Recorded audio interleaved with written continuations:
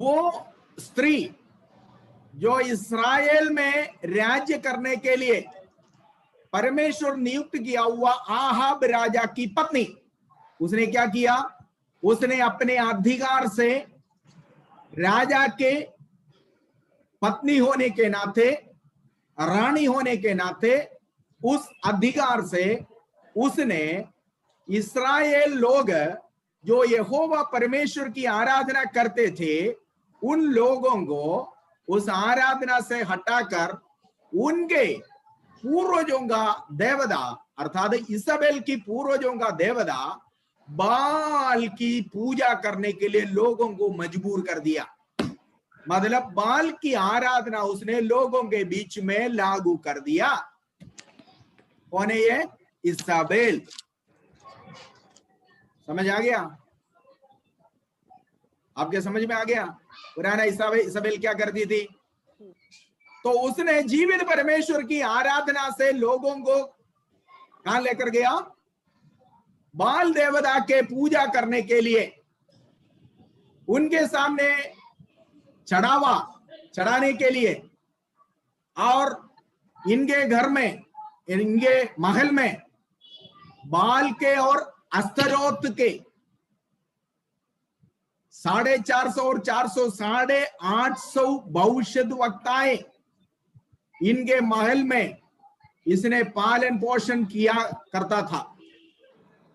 आपको मालूम है इनके समय में था एलिया, जो प्रार्थना करके 3.5 साल तक आकाश को बंद कर दिया था और वर्षा देने वाला देवता है बाल, और ये लोग बाल की पूजा करने वाला था। तो जीवित परमेश्वर कौन है? असल में बाल है या यहोवा है? इसको स्थापित करने के लिए परमेश्वर ने क्या किया है? एलिया को परमेश्वर के कहने के अनुसार आहाब के महल में भेजा। आहाब आकर कहा, आगे को जब तक मैं नहीं बोलूंगा तब तक वर्षा नहीं होगा। तुम अगर बाल देवता का पूजा करते तो वर्षा को लाकर दिखाओ, क्योंकि तुम्हारा देवता तो वर्षा देने वाला है, उपज का देवता है। अगर उपज का देवता बाल तेरी देवता है, तेरी पूर्वजों की देवता है, जीवित परमेश्वर को छोड़कर तुम उसकी आराधना करने के लिए लोगों को तुमने अगर लेकर गया तो कर दिखाओ उस देवता की ताकत, कर दिखाओ कि वो देवता से प्रार्थना करके तुम वर्षा को लाओ। कर एलिया ने एक चुनौती रखा। जब एलिया ने यह बोला तो 3.5 साल तक देश में वर्षा नहीं हुआ।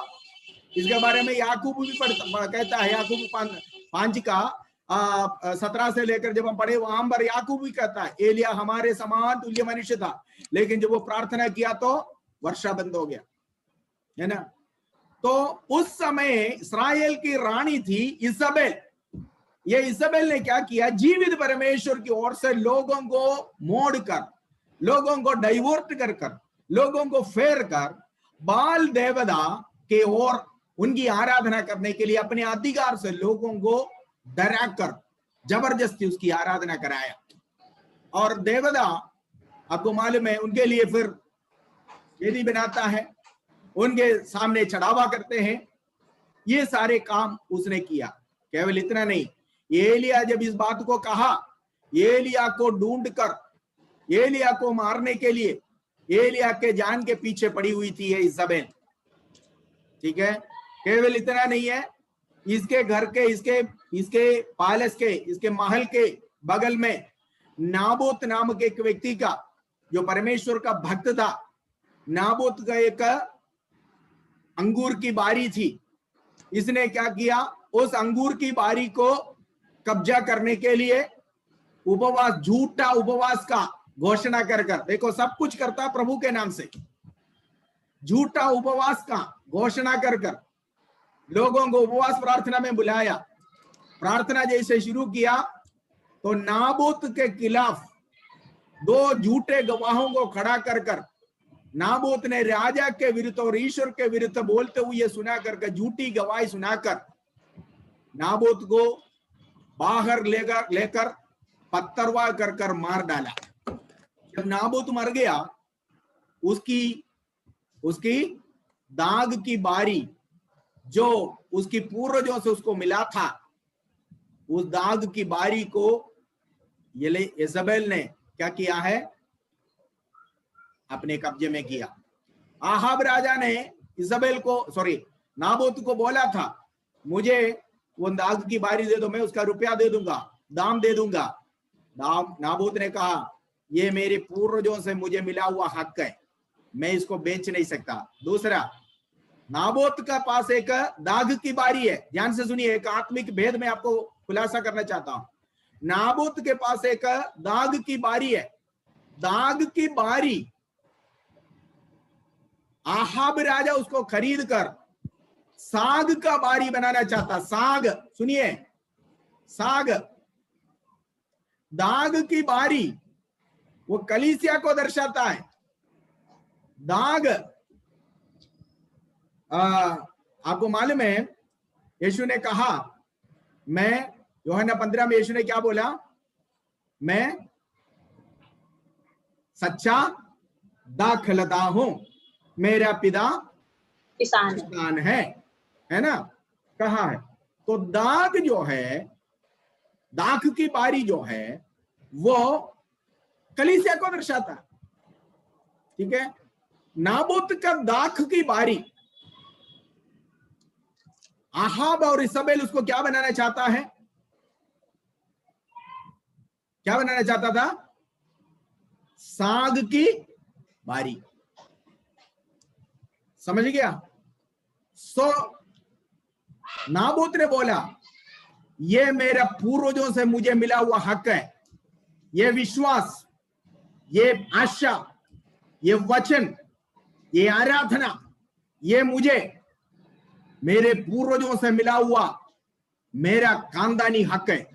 इसको मैं साग की बारी, साग का बगीचा बनाने नहीं दूंगा। साग का बगीचा का मतलब क्या है, बिजनेस, व्यापार, कलीसिया को, विश्वास को। नाबोत ने कभी भी जो है व्यापार में या व्यापार के खातिर उसने बोला, नाबोत आहाब ने बोला, इसका उचित दाम मैं दे दूं, मुझे दे दे। आज बहुत सारे दाग की बारी, आज बहुत सारे कलीसियाएं इसी प्रकार साग की बारी हो गया है, साग का बगीचा हो गया, व्यापार हो गया, लेन देन का जगह हो गया। यरूशलेम मंदिर में भी यही हो रहा था। यीशु ने इसलिए कोड़े उठाया, केवल लेन देन की जगह हो गया, बिजनेस सेंटर बन गया। नाबोत ने बोला, ये मुझे सदियों से मिला हुआ, मेरे पूर्वजों से मुझे बदल बदल कर मिला हुआ ये पवित्र विश्वास, ये पवित्र आराधना, ये पवित्र वचन, ये पवित्र आशा मैं नहीं दूंगा। मैं उसको बेचूंगा नहीं, मैं उसको खोऊंगा नहीं, मैं उसको नाश नहीं होने दूंगा। मैं इसको किसी भी हाल में, दाख की बारी को मैं किसी भी हाल में, मैं उसको साग की बगीचा बनाने नहीं दूंगा। आहाब राजा उदास हो गया। तब आहाब की पत्नी इजबेल, इजबेल ने पूछा, क्यों चेहरा उतरा हुआ है? आहाब ने बोला, हमारे महल के बगल में जो दाख की बारी है वो मैं खरीदना चाहता हूं, लेकिन उसकी मालिक, उसका नाम है नाबोत, वो नहीं दे रहा मुझे। तो इजबेल ने पूछा, ये कोई बड़ी बात है, मेरे से बोलो, मैं दिलाता हूं तुझे। ठीक है। उसने क्या किया, राजा के लेटर हेड में एक चिट्ठी लिखा, उपवास प्रार्थना का घोषणा, सभी लोग एक उपवास प्रार्थना में बुलाओ, आओ। कौन लिख रहा है? राजा के लेटर हेड में उसने खुद चिट्ठी लिखी और राजा के अंगूठी से जो है उसको ऊपर मोहर लगा दिया। मोहर लगाकर राजा के नाम से इसने चिट्ठी लिखकर झूठा चिट्ठी इस्राएल देश में फैलाया। लोग आए प्रार्थना में, दो झूठे गवाहों को भी बुला लिया। प्रार्थना के बीच में नाबूत को खड़ा कर नाबूत के विरुद्ध झूठी गवाही देकर इस्राएल को परमेश्वर दिया हुआ व्यवस्था के अनुसार जो झूठा शिक्षा जो झूठा गवाही देगा उसको पत्रवाह किया जाएगा। उसको पत्रवाह किया, नाबोत मर गया, नाबोत मर गया। लेकिन नाबोत का वो दाख की बारी जो उसने अपने कामधानी हक के तौर पर संभाल कर किसी के हाथ में खोने नहीं दिया, उस अधिकार को, उस दाख की बारी को इसाबेल ने पा लिया, कब्जा किया। ठीक है, और उसने इस तरह बहुत दुष्टता का काम इस्राएल में किया। जीवित परमेश्वर को क्या किया है? परमेश्वर के ओर से लोगों को आराधना, जीवित परमेश्वर को मिलने वाला आराधना बाल देवी देवता को दिलाया उसने। बाल देवी का या देवता का उसने वेदियां बनाया, पूजा शुरू किया। जीवित परमेश्वर के आराधना करने वाले लोग, रानी है ये, राज्ञी है ये। एक रानी अगर कह दिया, राज्ञी ने कह दिया तो आगे कुछ कर नहीं सकता, तो लोग मजबूरन डर के मारे जाकर इसकी पूजा करने शुरू कर दिया। इसके कारण परमेश्वर का क्रोध इस्राएल में भटक गया। उस बात को याद दिलाते उसी स्वभाव का, देखो शैतान बदलता नहीं है। शैतान आदमी बदल सकता है लेकिन शैतान अपना स्वभाव नहीं बदलता। उसी स्त्री के अंदर सवारा हुआ वही शैतान, उसी स्त्री के अंदर कार्य किया हुआ वही शैतान, उसी स्त्री को, शैतान एक आत्मा है, ध्यान से सुनिए, शैतान एक आत्मा है। शैतान को रहने के लिए इस आत्मा को रहने के लिए एक शरीर की जरूरत है। वो किसी के भी रूप में, किसी के भी शरीर को वो अपना सकता है। ठीक है, क्योंकि वो आत्मा है, उस आत्मा को रहने के लिए एक शरीर की जरूरत है। उस आत्मा का नाम दुष्ट आत्मा है। आपको याद होगा मरकुस 5 में, मरकुस 6वां अध्याय में हम देखते हैं कि यीशु गदर देश में आया, गनेसरत में आया। वहां पर एक मनुष्य जो खबर में रहा करता था, वो यीशु से मिलने के लिए खुद चले आया। यीशु जैसे गदर देश में पांव रखा, नाव से उतरकर उस देश में पांव रखा, लोगों को नहीं पता चला पर शैतान को पता चला। खबर में रहने वाले एक मनुष्य जिसका नाम वो खुद कहता है, मैं एक सेना हूं, लेगियोन, सेना। एक सेना का मतलब है 6,000 दुष्टात्मा एक मनुष्य के अंदर, एक व्यक्ति के शरीर के अंदर 6,000 दुष्टात्मा। उस देश का किसी भी मनुष्य को पता नहीं चला कि यीशु वहां पर आए, लेकिन ये शैतान जो है, जो इस मनुष्य के अंदर था, उन्हें पता चला और वो दौड़ कर आया यीशु से मिलने के लिए। आकर कुछ ना, यीशु से कुछ पूछने से पहले उसने क्या किया है? पहले ही जो है उसने जमानत ले लिया यीशु से। जमानत क्या है?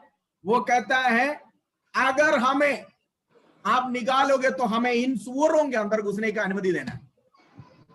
मतलब इस मनुष्य से अगर आप हमें निकालने जा रहे हैं या निकालोगे तो हमें इस सुअर के अंदर घुसने का परमिशन देना है। इसका मतलब क्या है?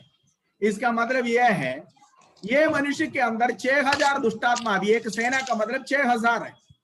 6,000 दुष्टात्मा अभी उस मनुष्य के अंदर है और उसने उस मनुष्य से अगर हटने के लिए यीशु उसको आज्ञा दे तो सामने चरने वाले 2,000 सुअरों को देखकर उन सुअरों के अंदर घुसने का परमिशन मांगा।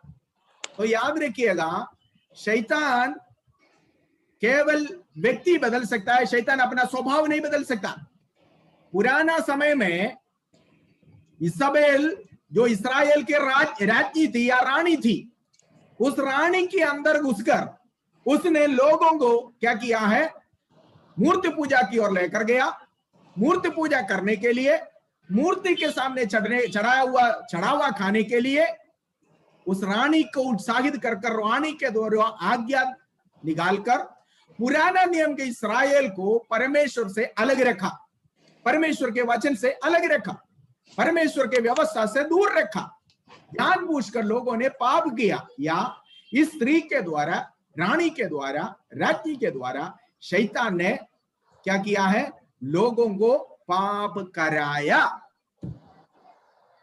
ठीक है, और वो स्त्री जो पुराना नियम में इस्राएल के रानी थी, उसने क्या किया है आपको मालूम है? मूर्ति पूजा आत्मिक व्यभिचार कहा जाता है। यहां पर कई बार ये शब्द आया हुआ, इसाबेल ने व्यभिचार कराया। ये कौन सी व्यभिचार है? आत्मिक व्यभिचार। आत्मिक व्यभिचार क्या होता है? आत्मिक व्यभिचार मूर्ति पूजा है। किसी भी मूर्ति का पूजा करना आत्मिक व्यभिचार है।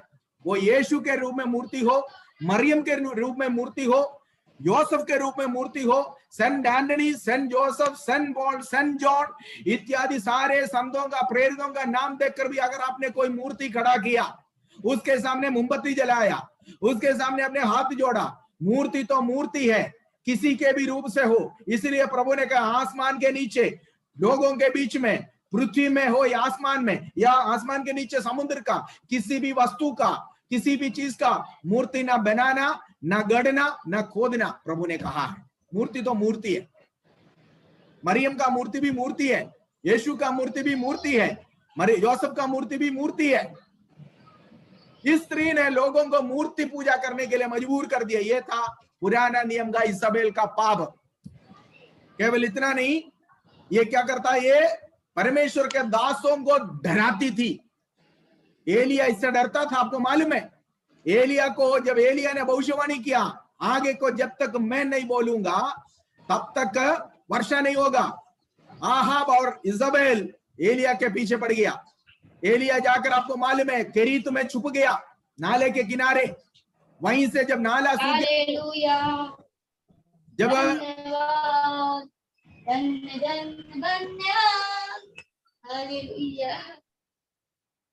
जब नाला सूख गया, तब क्या किया है? उस समय एलिया को फिर अपने आप को छुपाकर सारेफात में जाकर रहना पड़ा। सारेफात में भी ज्यादा दिन नहीं रह सकता। क्यों? ये सब इसाबेल और आहाब से चिपकर तो था जो एलिया रह रहा था। एलिया कौन है? जीवित परमेश्वर का दास है, लेकिन परमेश्वर के दासों को तक जो है ये क्या करता था? डराती थी। क्यों? क्योंकि इसके अंदर शैतान सवारा हुआ है। शैतान बाहर से हमारा ढांचा देखकर हमें पता नहीं कि इसके अंदर शैतान है कि जो है परमेश्वर की आत्मा है। शैतान जो है स्वर्गदूतों का भेष भी वो पहन लेता है, स्वर्गदूतों का भेष भी पहन लेता है शैतान। आप स्वर्गदूतों का भेष पहन लेता है। हाँ, स्वर्गदूतों का मतलब अच्छे दूतों का। मैं हमेशा अपने लोगों से कहता हूं, सफेद शर्ट पहन के हाथ में बाइबल लेकर आने वाला सभी को पादरी कर नहीं अपनाना, क्योंकि शैतान आप कैसे आता है? स्वर्गदूतों का, ज्योतिर्मय दूतों का भेष में आता है। ये लिखा है बाइबल में, ज्योतिर्मय दूतों का भेष में शैतान आता है। हाँ, उसको एक शरीर चाहिए। एदन वाटिका में उसने सांप का शरीर इस्तेमाल किया। यीशु के पास जब आया शैतान, तब वो सांप का शरीर इस्तेमाल किया। वो लेगियोन या वो 6000 दुष्टात्मा से ग्रसित व्यक्ति जो खबर में रहा करता था, जो कपड़े नहीं पहनते थे, जो कड़ियों को भी जो है रगड़ कर तोड़कर फेंक देता था, उसके अंदर 6000 दुष्टात्मा थे। उसने भी यीशु से उन सूरों के अंदर घुसने का परमिशन, क्योंकि उसको शरीर चाहिए, शरीर। तो इसाबेल, पुराना नियम के इसाबेल के अंदर ये दुष्टात्मा थी, और वो दुष्टात्मा क्या किया? उसने परमेश्वर को दासों को डराया, धमकाया, लोगों को मूर्ति पूजा में लेकर गया, मूर्ति पूजा करने के लिए मजबूर कर दिया, चढ़ावा मूर्तियों के सामने चढ़ाए हुए चीजों को खाने के लिए। और केवल इतना नहीं, मूर्ति पूजा जारी रखा। मूर्ति पूजा सबसे बड़ा व्यभिचार है, आत्मिक व्यभिचार। और इस्राएल में बाल देवता का आराधना इसाबेल ने स्थापित किया है। इस कारण वो व्यभिचार, वो सही में इस कलीसिया के अंदर, तुयथैरा के कलीसिया के अंदर अभी एक स्त्री है जो अपने आप को भविष्यवाणी कहती है, लेकिन पुराना नियम का इसाबेल का सारे काम ही कराती है। मतलब क्या करती है कि कलीसिया के अंदर, ध्यान से सुनिए, पेंतिकोस के दिन में शुरू किया हुआ कलीसिया AD 4 तक का परमेश्वर के वचन के अनुसार चला। उसके बाद दुनिया के अंदर से बाबिलोन की रीति रिवाजें कलीसिया के अंदर घुसने लगा। बाबिलोन की ओर से बाबिलोन का त्योहार, रीति रिवाजें, संतों से प्रार्थना करना, मनुष्य के प्रतिमा खड़ा करना, हाथ जोड़ना उनके सामने, मोमबत्ती जलाना, ये सारे बातें जो बाबिलोन के देवताओं के सामने लोग जो करते थे, ये सब कलीसिया के अंदर घुसा। यही है इजबेल का काम। और इस कलीसिया से प्रभु कहता है, तुमने तो बहुत अच्छे अच्छे काम किया, लेकिन इजबेल को तुम बर्दाश्त करते हो। मतलब पुराना नियम के इजबेल जैसे पुराना नियम के इस्राएल को गुमराह करता था प्रभु के नाम से, वे बाल देवता की पूजा करने के लिए मजबूर किया, उनके सामने चढ़ाया हुआ चढ़ावों को खाने के लिए लोगों को आज्ञा दिया, मजबूर किया। इसी प्रकार क्या करता है, इस कलीसिया के अंदर भी एक है जो लोगों को झूठा शिक्षा सिखाकर, मतलब सही वचन से दूर कर कर संतों की प्रतिमा, संतों की मूर्ति खड़ा कर दो, संतों के सामने मोमबत्तियां जलाओ, क्रूस लगा दो। मतलब क्रूस भी मूर्ति है, मूर्ति तो मूर्ति है, क्रूस भी मूर्ति है। पिछले क्लास में मैंने आपको बोला, ये क्रूस जो हम कहते हैं, ये कोई पवित्र वस्तु नहीं है, क्रूस नहीं है जो हमें बचाया, क्रूस पर मरा हुआ यीशु है हमें जो बचाया। क्योंकि क्रूस अगर पवित्र वस्तु होता तो सिर्फ और सिर्फ केवल यीशु मसीह को ही वो देना चाहिए था, लेकिन यीशु के साथ दो चोरों को भी वही क्रूस दिया था जो यीशु को दिया था। यीशु से पहले भी कई लोगों को क्रूस दिया, यीशु के बाद भी कई लोगों को, ऐसे लोगों को क्रूस दिया जो देशद्रोही थे, जो बहुत बड़ा गुनाहगार थे। रोमी गवर्नमेंट सबसे बड़ा गुनाहगारों को देने वाला सजा का तरीका था क्रूस पर चढ़ाना। तो इसलिए उस क्रूस जो श्राप का चिन्ह है, अगर उसको हम खड़ा कर कर उसको, उसके सामने हम हाथ जोड़ते हैं, उसके सामने हम मोमबत्ती जलाते हैं, इजबेल की आराधना, ये ऐसी आराधना कलीसिया के अंदर घुस गया। ऐसी आराधनाएं पादरियों के द्वारा, अगुओं के द्वारा लोगों को जो है इस तरह की आराधना करने के लिए मजबूर कर दिया। इसलिए प्रभु की आत्मा कहता है, इजबेल, पुराना नियम का इजबेल नया नियम की कलीसिया में घुस गया। कितने लोगों के समझ में आ गया जो मैं कह रहा हूं? समझ में आ गया? तो प्रभु कहता है, चैरिटी काम करने से अच्छा नहीं होगा, विश्वास केवल करने से अच्छा नहीं होगा। ठीक है, तो मेरे पास बहुत क्षमा है, ठीक है, बहुत दया है, दया वाले हो तुम, लेकिन ये सबसे बढ़कर तुम्हारी बुराई यह है कि अपने आप को भविष्यवाणी कहने वाला इजबेल को तुम बर्दाश्त करती हो। और ये इजबेल पुराना नियम के इस्राएल को भटकाया हुआ, सही वचन से दूर रखा हुआ, सही आराधना से दूर रखा हुआ, वो इजबेल की आत्मा से ग्रसित, आत्मा से भरा हुआ एक नई शिक्षा देने वाला एक स्त्री को तुयथैरा के कलीसिया में यीशु ने पाया। प्रभु ने कहा, एक गलती में तुमने देखता हूं, क्या है, इस स्त्री को तू अनुमति देता है। आप पढ़िए उसका 20 आयत को पढ़िए। पर मुझे तेरा विरुद्ध ये कहना है कि तू स्त्री इजबेल को रहने देता है, जो अपने आप को भविष्यवक्तिन कहती है और मेरे दासों को बेजार करने और मूर्तियों के आगे चढ़ाई हुई वस्तुओं खाना खिलाकर भरमाती है। सुनिए, आप देखिए, इस टाइम में जब आया ना, परमेश्वर का लिखा हुआ वचन, बाइबल का कोई मान्य, कोई स्थान कलीसिया में ना रहा। तुयथैरा के पीरियड में परमेश्वर का, देखिए, आप मुझे बताइए, प्रेरित पौलुस लिखा हुआ 14 पत्रिया, कलीसिया का उद्घाटन, कलीसिया जो है प्रेरितों के पुस्तक 2 अध्याय में हम लोग पाते हैं, वहां से लेकर आगे प्रकाशित वाक्य जब आप पढ़े तो आज ये नामधारी कलीसियाएं करने वाले ये सारे तमाशा कहीं बाइबल में लिखा हुआ है?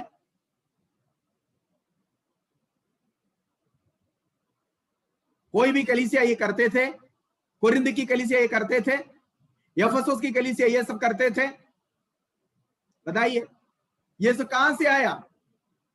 कलीसिया एक ही है, वो कलीसिया जो सच्चाई में, जो वचन में स्थापित हो गया, जो पवित्र आत्मा की आग में उगा हुआ वो कलीसिया, पवित्र आत्मा के सामर्थ्य के साथ शुरू किया हुआ वो कलीसिया, AD 4 में कुस्तुनदीनोस जो बाबिलोन का सम्राट था, जब से रोम में आया, उसने तब से लेकर ये कलीसिया को टेक ओवर कर दिया, कलीसिया को अपने कब्जा में ले लिया, और कलीसिया के अंदर ये सारे अन्य जाति की त्योहार लेकर आया।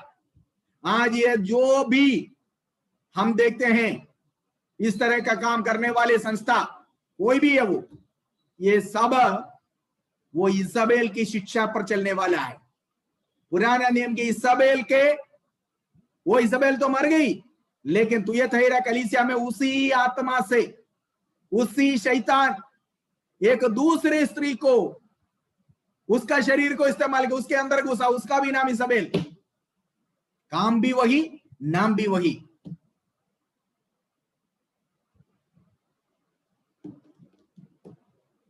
क्या था उसका काम, क्या था?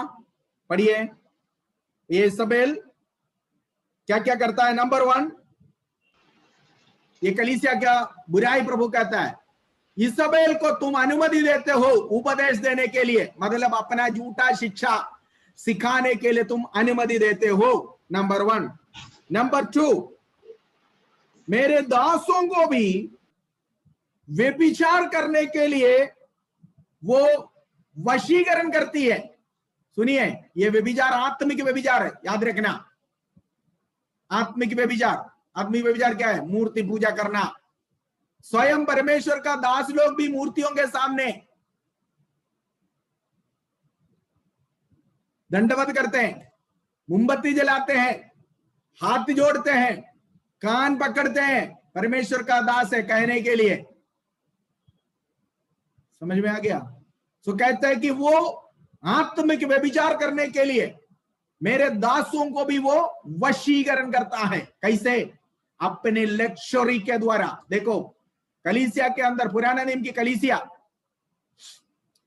पहला शताब्दी की कलीसिया, उस कलीसिया में लक्ष्योरी नामक कोई चीज नहीं था। सेवकगण पतरस और यूहन्ना मंदिर में जाते वक्त एक ने भीख मांगा, उनको भीख देने के लिए उनके पास नहीं था। उन्होंने कहा चांदी या सोना मेरे पास नहीं है, वो कलीसिया। लेकिन तुयथैरा के समय में जब आया, इतना लक्ष्योरी हो गया कलीसिया, कलीसिया के अंदर बहुत धन बढ़ गया, कलीसिया अपने लक्ष्योरी के द्वारा लोगों को आकर्षण करने लगा।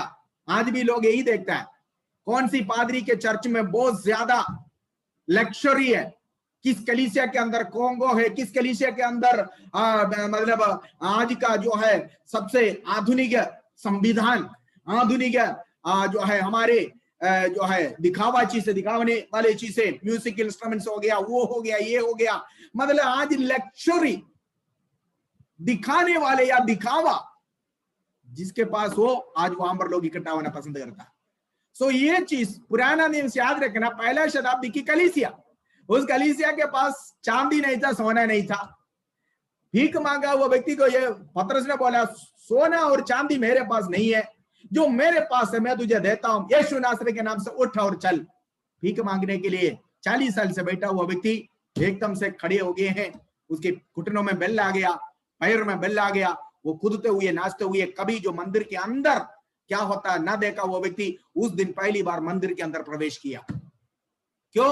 क्योंकि पतरस ने उसको पैसा देकर नहीं लाया, बल्कि पतरस को ऊपर मंडराने वाला उस आत्मा का सामर्थ्य जो है उसके ऊपर जब पतरस ने कहा कि यीशु नासरी के नाम से उठ और चल, तो पतरस से वो सामर्थ्य निकली जिसके कारण वो व्यक्ति जिसके शरीर सुन पड़ा हुआ था, जिसके शरीर में क्या बिल्कुल निर्जीव अवस्था में था, उसके शरीर में परमेश्वर का वचन कार्य करने लगा और वो व्यक्ति उठ खड़े हो गए हैं। यही है पहला शताब्दी का कलीसिया का अनुभव। लेकिन वो कलीसिया बाद में इसाबेल टेक ओवर कर जैसे पुराना समय का इस्राएल सभा को उसने धमका कर अपने वश में कर लिया, इसी प्रकार लक्ष्योरी दिखाकर और अन्य चीजों के द्वारा नया नियम के एक इसाबेल, जो पुराना इसाबेल का वही आत्मा से भरे हुए, वही सामर्थ्य से भरे हुए, वही जो स्वभाव से भरे हुए एक स्त्री के द्वारा इस तुयाथैरा के कलीसिया के अंदर भी परमेश्वर के दासों को भी आत्मिक व्यभिचार करने में, अर्थात मूर्ति पूजा करने में मजबूर कर दिया। मतलब कलीसिया के अंदर मूर्ति पूजा आ गया। कौन सी मूर्ति पूजा है कलीसिया के अंदर आया? मैंने आपको कई बार बोला, मूर्ति तो मूर्ति है। यीशु की मूर्ति अगर खड़ा कर दिया, मूर्ति है, मूर्ति तो मूर्ति है, मूर्ति बोलता नहीं है, मूर्ति कभी भी नहीं, वो मूर्ति सारे एक जैसा निर्जीव होता है। वो यीशु का मूर्ति हो तो भी वो निर्जीव है ना? अन्य कोई देवता का मूर्ति हो तो भी वो निर्जीव है, मरियम का मूर्ति हो तो भी वो निर्जीव है, योसेफ का मूर्ति हो तो भी वो निर्जीव है, पौलुस के नाम से कोई मूर्ति बना तो वो भी निर्जीव है। निर्जीव वस्तुओं के सामने हाथ जोड़कर जीवित परमेश्वर को मिलने वाला आदर, सम्मान, आराधना, इज्जत, अगर आप काल्पनिक उस मूर्ति को या मूर्ति के सामने आप हाथ जोड़ोगे, दिया जलाओगे, या आप जो है उसके सामने कान पकड़ोगे, उसके सामने खड़े होकर प्रार्थना करोगे, ये आत्मिक व्यभिचार है। मतलब प्रभु कहता है कि मेरे दासों को भी तुमने तुम्हारे व्यभिचार की चपेट में ले लिया। कौन सा? मूर्ति पूजा। सीधी सी बात, कौन है ये जो करने वाला? कैथोलिक वाले, रोम के अधिकार, रोम से चला हुआ कलीसिया, रोम से चला हुआ वो संस्था जिसके अंदर आज भी ये आत्मिक व्यभिचार हो रही है। ये मूर्तियां, ये मूर्तियों के सामने हाथ जोड़ना, ये संतों के नाम से त्योहार, संतों के जो सेंट जॉन के नाम से, सेंट पॉल के नाम से, सेंट मैथ्यू के नाम से, सेंट एंड्रूस के नाम से, इत्यादि सारे संतों के नाम से, एक एक संत का नाम से एक एक मूर्ति। व्यभिचार, आत्मिक व्यभिचार। उनके पादरियां भी, उनके दासों को भी ये उस मूर्ति पूजा के, इस आत्मिक व्यभिचार के चपेट में ले लिया। प्रभु कहता है कि मेरे दासों को भी तुमने क्या कर दिया है? वशीकरण कर दिया है इस कार्य को करने के लिए। और केवल इतना नहीं, चढ़ावा, मूर्ति के सामने चढ़ाए हुए चीजों को खाने के लिए। हाँ, आज ईस्टर के दिनों में ईस्टर अंडा देता है, चढ़ावा है वो, चढ़ावा। ईस्टर अंडा लेने जाते हैं लोग, चढ़ावा है। ठीक है, ये सब पेंतिकोस्त के दिन में शुरू हो गया हुआ प्रेरितों के काम दूसरा अध्याय में शुरू किया हुआ वो कलीसिया के अंदर ये सब नहीं था। ये सब बाबिलोन से आया हुआ अन्य देवी देवता के रिवाज से हैं जो कलीसिया के अंदर घुसा। प्रभु कहता है तुमने बहुत अच्छा अच्छा काम किया, गरीबों को खाना खिलाया, नंगों को तुमने वस्त्र दिया, चैरिटी काम बहुत करते, तेरी प्रेम को मैं जानता हूं, तेरे काम को मैं जानता हूं, तेरा विश्वास को मैं जानता हूं, पर तुम इसाबेल की शिक्षा को, इसाबेल की झूठा शिक्षा को तुम परमिट करते हो, इसलिए मैं तुम्हारे साथ क्या करने वाला। देखिए आगे पढ़िए, प्रभु कहता है और मैंने उसको मन फिराने के लिए अवसर दिया, पर वो अपने व्यभिचार से मन फिराना नहीं चाहते। देखो, मैंने उसको मन फिराने का वक्त दिया। पुराना इसाबेल को भी प्रभु ने यही मन फिराने का वक्त दिया था, लेकिन वो मन न फिराई। मालूम है आपको क्या हो गया? वो जहां पर नाबोत की पत्रवा किया गया, नाबोत का लहू कुत्तों ने चाटा, उसी जगह में पुराना नियम का इसाबेल भी अपने महल से खिड़की से वो नीचे गिरी, गर्दन टूटकर वही मरी, और उसका भी लहू कुत्तों ने छाटा। प्रभु कहता है मैं उसको समय दिया था मन फिराने का। एलिया ने पुराना नियम की इसाबेल से कहा था कि तेरा जैसे नाबोत के लहू कुत्तों ने छाटा, वही तेरा लहू कुत्ते छाटेगा और तेरा शरीर आसमान की चिड़िया खाएंगे। लेकिन उसने अपने कामों से, पापों से, करतूतों से, आत्मिक व्यभिचार से वो मन ना फिरा, इसलिए उसका अंत बुरा हुआ। वही बात प्रभु यहां पर दोहरा तो ये कह रहा, मैं उसको, उस इसाबेल को, उस पुराने नियम के इसाबेल को मन फिराने का वक्त दिया, लेकिन नहीं मन फिराया। ठीक इसी प्रकार ये इसाबेल भी इतनी समय, देखो पहला कलीसिया एफेसुस की कलीसिया है, उस कलीसिया से लेकर प्रभु करे मन फिराओ, पुरानी अवस्था में वापस आओ, आराधना की असलियत में वापस आओ, पेंतकोस्त के दिन में शुरू किया हुआ उसी अवस्था में वापस आओ, उसी आत्मिक आराधना में वापस आओ, उसी आत्मिक भरपूरी में वापस आओ, उसी पवित्रताई में वापस आओ, उसी अलगदाई में वापस आओ कर कर एफेसुस की कलीसिया से भी प्रभु कहता है मन फिराओ, स्मुरना के कलीसिया को भी प्रभु कहता है मन फिराओ। उसके बाद प्रभु ने तुयथीरा का कलीसिया को भी कहा मन फिराओ, परगमुस का कलीसिया भी प्रभु ने कहा मन फिराओ, नहीं मन फिराया।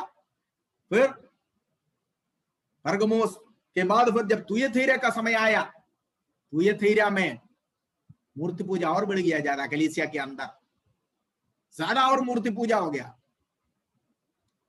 ठीक है, आज पहचानी क्या है कलीसिया है, यीशु के एक मूर्ति बड़ा बनाकर खड़ा कर दो, या मरियम के एक मूर्ति बनाकर खड़ा कर दो, यही है पहचान आज लोग कहते हैं, है ना, चर्च का पहचान। ये नहीं है चर्च का पहचान, ये व्यभिचार है, मूर्ति पूजा है, आत्मिक व्यभिचार है। ये इसाबेल के सिंहासन है, वो कलीसिया नहीं हो सकता, वो नहीं है कलीसिया। कलीसिया प्रभु का निवास स्थान है, परमेश्वर का आत्मा का निवास स्थान है कलीसिया। कलीसिया आत्मा की भरपूरी की जगह है। कलीसिया में आत्मा की वरदान, आत्मा की सामर्थ, वचन की सामर्थ का प्रकटन, वचन की घोषणा, ये सब कुछ होता है। आगे फिर कहा है, इस स्त्री को मैंने मन फिराने का वक्त दिया, लेकिन इसने मन न फिराया।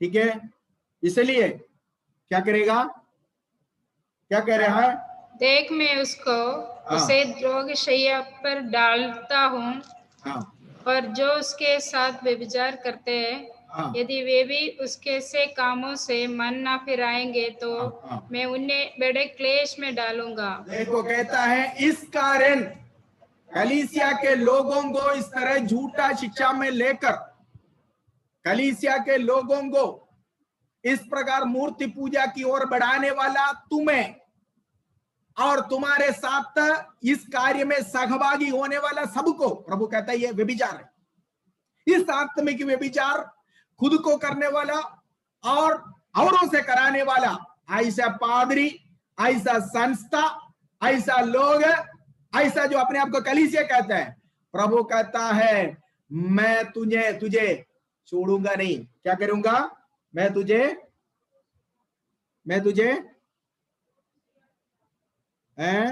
22 आयत में उसे रोगशैया पर डालता हूं, मैं तुझे रोगी बनाऊंगा, और जो तुम्हारे साथ व्यभिचार करता है, मतलब क्या है, तुम्हारे सहभागी, तुम्हारी सहभागी, जो इस आत्मिक व्यभिचार करने वाले, जो इस मूर्ति पूजा करने वाले। हाँ, आप और मेरा, आपका और मेरा विचार यह है कि मसीह लोगों को छोड़कर बाकी लोग मूर्ति पूजा करते हैं। भाई मूर्ति कोई भी करे, कोई भी खड़ा करे, वो मूर्ति है, मूर्ति है। यीशु ने जब जीते ही उसने कभी नहीं बोला कि मेरा मूर्ति बनाना, मेरे जाने के बाद मेरे स्मरण के लिए बोला था, नहीं बोला। प्रभु भोज के लिए उन्होंने निर्देश दिया, मेरे आगमन तक एक रोटी हाथ में लेकर बोले ये मेरा शरीर, ये तुम्हारे लिए तोड़ने वाला मेरा शरीर है।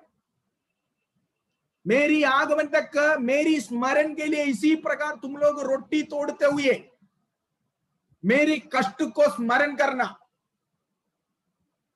मेरी आगमन के लिए ये कटोरा तुम्हारे लिए बहाने वाला वो नया नियम की लहू की वाचा है। मेरी स्मरण के लिए मेरी आगमन तुम्हें आगमन तक ये करना है। लेकिन वो प्रभु कभी नहीं बोला कि मेरा फोटो तुम लोग लेकर फ्रेम करके कलीसिया के अंदर या घर के अंदर टांगना। वो प्रभु ने कभी नहीं बोला कि मेरे जाने के बाद एक बहुत बड़ा क्रॉस, यीशु ने पहले बोला ना, मनुष्य का पुत्र अधर्मियों के हाथ में सौंपा जाएगा और लोग उसको क्रूस पर चढ़ाएंगे। यीशु को मान लेता उसकी मृत्यु क्रूस से ही होगा, लेकिन यीशु क्रूस पर मरने से पहले या क्रूस के मरने के उस वक्त भी यीशु ने साथ खड़े होने वाले यूहन्ना को नहीं बोला, न पतरस को बोला, पतरस मेरे जाने के बाद इसी क्रूस का इसी रूप जो है तुम लोग बनाकर अपने कलीसिया के ऊपर भी लगाना है, कलीसिया के अंदर भी लगाना है। प्रभु ने नहीं बोला। फिर ये कहां से आया? ये कुस्तुनदिनोस ने लाया, ये बाबिलोन से आया, ये इजबेल की आत्मा से भरा हुआ शिक्षा। इजबेल की आत्मा कुस्तुनदिनोस के अंदर घुसा और कुस्तुनदिनोस की शिक्षा ये है जो आज सदियों से हम लोग चल के आने वाला या देखने वाला वो झूठा शिक्षा, जिसको प्रभु कहता है इसको छोड़ो, मन फिराओ, नहीं है तो ऐसे काम करने वालों को भी और उससे सहभागी, उसके साथ व्यभिचार करने वाले, मतलब उसके द्वारा इस मूर्ति पूजा करने वालों को भी मैं रोगी बनाऊंगा। ये रोग छोटी मोटी रोग नहीं है, छोटी मोटी रोग नहीं। कहता है अगले आयत में लिखा, मैं उसके बच्चों को भी नहीं छोड़ूंगा। ध्यान से सुनिए, प्रभु कहता है मैं उसके बच्चों को भी नहीं छोड़ूंगा। इसका मतलब क्या है? ये काम करने वाला अगला पीढ़ी को भी मैं नहीं छोड़ूंगा, क्योंकि ये सबसे बड़ा, परमेश्वर सबसे अधिक घृणा करने वाले एक पाप मूर्ति पूजा है। ध्यान से सुनिए, शारीरिक तौर से व्यभिचार किया हुआ दाऊद, उस दाऊद को परमेश्वर ने क्या किया है? पाप उनका क्षमा किया है। दाऊद के पाप के बारे में आप शमूएल की पुस्तक 11 अध्याय में, पहला शमूएल 11 अध्याय में लिखा हुआ है, जिसके बारे में वो पाप करने के बाद जब नाथान नबी ने उसके पास आकर उसकी गलती को एहसास कराया, उस समय नाथान के बातें सुनने के बाद दाऊद प्रभु के सन्मुख में रोते हुए गाया हुआ गीत है भजन संहिता 51, ये परमेश्वर, उसमें लिखा हुआ है कि 51 का 10 में लिखा हुआ है, मेरे अंदर एक शुद्ध मन उत्पन्न करो, है ना, ऐसे करके बहुत सारी बातें कहा। वो दाऊद जब पश्चाताप किया, प्रभु ने क्षमा किया। लेकिन मूर्ति पूजा परमेश्वर कभी भी बर्दाश्त नहीं कर सकता। मूर्ति पूजा परमेश्वर कभी भी क्षमा नहीं कर सकता। क्यों? क्योंकि ये पहला आज्ञा है, मुझे छोड़कर और किसी को ईश्वर करके नहीं मानना। आकाश के नीचे पृथ्वी के नीचे पाताल के किसी भी वस्तुओं का मूर्ति बनाना, ना तोड़ना, ना उसको गढ़ना खोदना नहीं है करके लिखा है। यही आज्ञा लोग सीनाई पहाड़ के नीचे जब तोड़ा था, निर्गमन की पुस्तक 32वां अध्याय में हम देखते हैं मूसा के द्वारा एक बहुत बड़ा संहार वहां पर उस दिन हुआ था। लोग जब एक मूर्ति बनाया था, कौन सी मूर्ति था? बछड़ा, सोने का बछड़ा बनाया था, परमेश्वर का स्थान उसको दिया था, उसके सामने खुदा, नाचा, आराधना किया, है ना। तब परमेश्वर बर्दाश्त किया नहीं है। प्रभु ने मूसा को बोले मार डालो उनको, मारा है। एक बहुत बड़ा संहार, 3000 से अधिक लोग वहां पर मारा गया, बहुत बड़ा पाप है। प्रभु यहां पर कहता है उसी इजबेल जो पुराना नियम के समय में, पुराना नियम के इस्राएल को घुमाकर परमेश्वर के वचन से, व्यवस्था से दूर रखा हुआ, उसी इजबेल के समान एक स्त्री, मतलब एक शिक्षक, एक अधिकार, एक अधिकारी तुम्हारे बीच में है। तुम उसको बर्दाश्त करते हो, तुम उसकी शिक्षा को पाते हो, उसको शिक्षा देने की अनुमति देते हो, तुम उसके पीछे चलते हो, तुम उसकी आज्ञा को मानते हो। इस कारण मैं तुम्हें भी, मैं उस स्त्री को भी नाश कर दूंगा, उसकी संतानों को भी मैं क्या करूंगा? नाश कर दूंगा। उसके बच्चों को भी मैं मार डालूंगा और मैं उसके बच्चों को मार डालूंगा। तब सब कलीसियाएं जान लेगी कि हृदय और मन का परखने वाला मैं ही हूँ। तो प्रभु कहता है तब जान लेगा कि मैं कौन हूं। मैं कौन हूं? ज्वालामय आंख वाला प्रभु, मतलब अंदरूनी आत्मा के अंदर की बातें देखने वाला प्रभु मैं हूं। ठीक है। और प्रभु कहता है कि इस समय पुराना नियम के इजबेल के समान कलीसिया के अंदर मांस समझते हो क्या होता है ना? बलि चढ़ाना, मांस हो गया, रोजरी आ गया, रोजरी, ठीक है, अन्य जातियों के सारे सब कुछ कलीसिया के अंदर लेकर आया। जैसे पुराना नियम के इजबेल बाबिलोन का सारे मूर्ति पूजा और रीति रिवाज कलीसिया के अंदर इस्राएल के ऊपर ठोक दिया, इसी प्रकार नया नियम की कलीसिया जब शुरू हो गया, प्रेरितों के पुस्तक 2 अध्याय में, कुछ साल के बाद शैतान उसी अवतार लेकर उसी इसबेल के नाम से, उसी इसबेल के स्वभाव से, भाव से, रूप से, गुण से अंदर घुसकर रोसरी गिनना शुरू करा दिया, संतों से प्रार्थना शुरू करा दिया, मरियम से प्रार्थना शुरू करा दिया, नोवा मरियम के नाम से आज जो है 40 दिन का रोजा रखना शुरू कर दिया है ना, रोजा शुरू कर दिया, वो शुरू कर दिया, ये शुरू कर दिया। ये सब क्या है? ये सब पेंतिकोस्त के दिन में शुरू किया हुआ, प्रेरितों के द्वारा प्रभु शुरू किया हुआ, पवित्र आत्मा के द्वारा शुरू किया हुआ। असली कलीसिया में ये सब नहीं था, ये सब इसबेल लाया हुआ चीज है, ये सब इसबेल की शिक्षा है, ये सब इसबेल की टीचिंग है। प्रभु कहता है मन फिरा। और आगे आगे क्या कहता है, जल्दी पढ़िए 24। पर तुम थुआतीरा के बाकी लोगों से जितने शिक्षा को नहीं मानते और उन बातों को जिन्हें शैतान की गहरी बातें कहते हैं नहीं जानते। ये कहता हूँ, लिखा हुआ है वहां पर कुछ लोग हैं, कुछ लोग हैं जो इससे दूर रहता।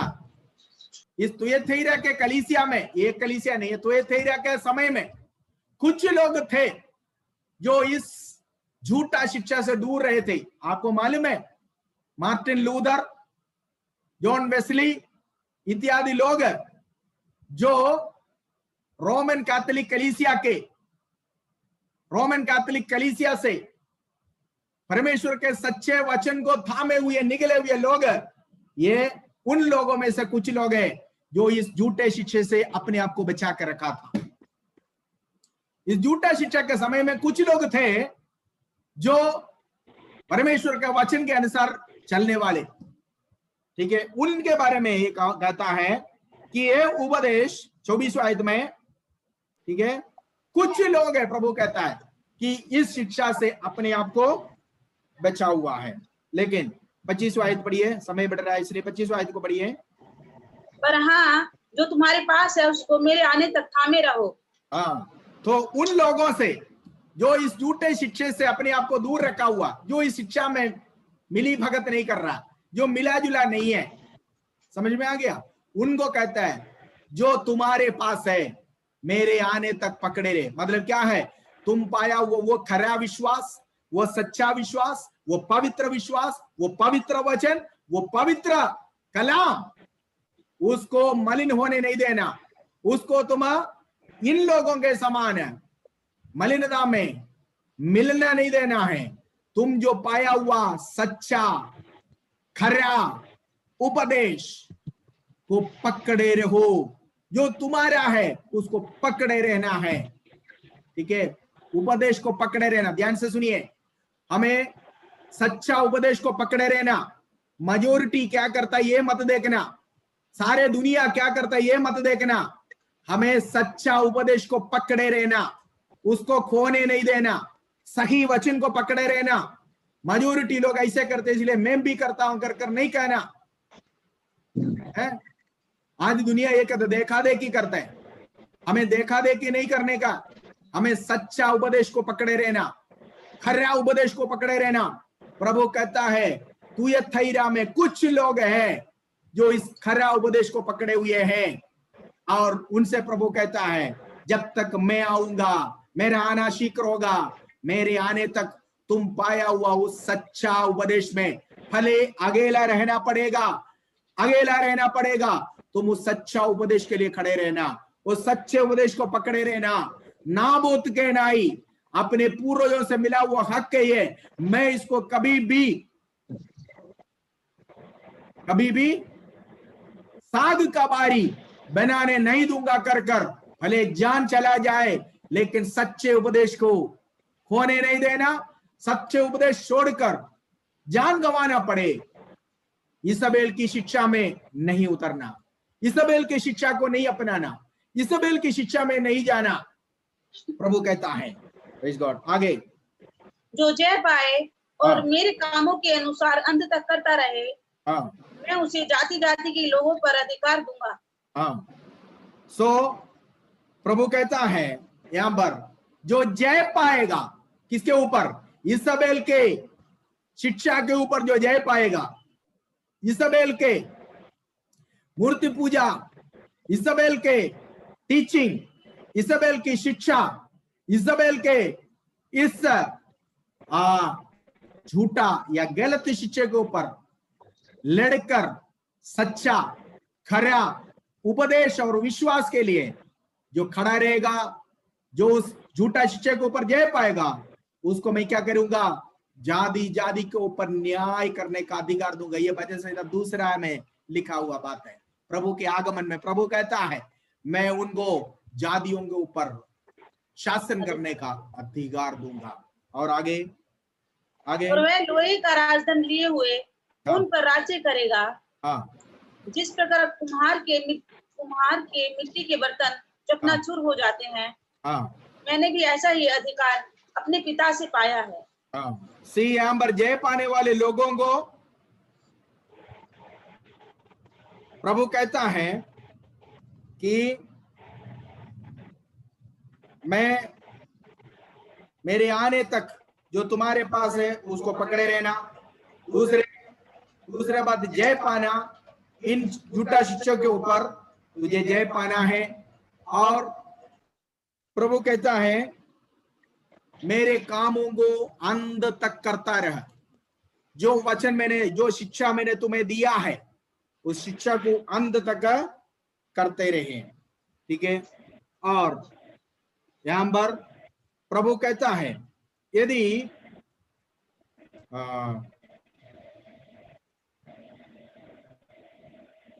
यस